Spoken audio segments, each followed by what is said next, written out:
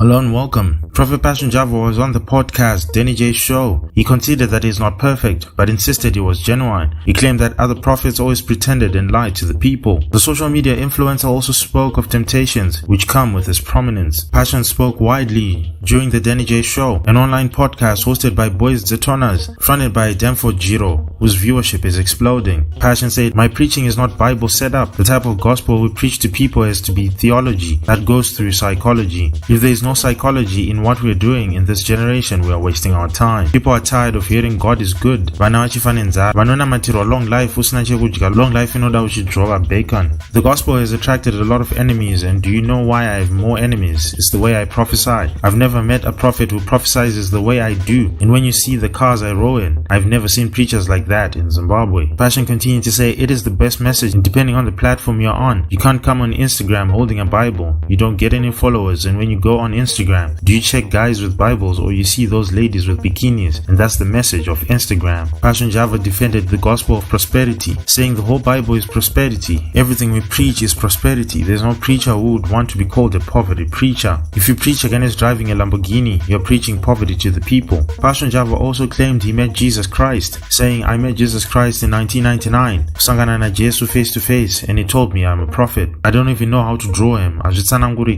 The presence was just too much. I fell on the ground, but Jesu akandudza kuti I'm a prophet of prophets in Zimbabwe and all nations around the world. And akunzwisisa, but I'm living it now." Passion continued to say, "In 2001, that's when I started preaching and prophesying, and I was in Form 1. He continued to say, "I was going around schools in Chitungwiza preaching, prophesying, taking students, going to Mayambara, going in camp meetings every Friday, Saturday, praying and prophesying. So my whole life became praying and preaching. I was inspired by my brothers, Apostle B. Java and Nicholas. I'm a prophet of prophets, so I groom preachers or prophets that will be in any church. I have churches in India, Brazil, Bahamas. My church in Zengeza has over 100 congregants. Harare and Rotenro over 200. Around 2010, I was 22 and I would feel they are quite a complex. I have churches in California, America, the UK. I'm everywhere. My biggest church is in Tanzania, over 10,000 congregants. I'm mainly one guy who is clear to the people who I am, unlike other pastors who would want to pretend as if they are perfect when nobody is." Prophet Passion added, "I feel it's a lie to live a lie to people. I think it's not good to pretend to be a good person that I'm not and be a hypocrite. People should fall in love with that person who is real to them. I'm not perfect, but at least I'm genuine. There's a difference between a fake, false, and a true prophet. A fake prophet,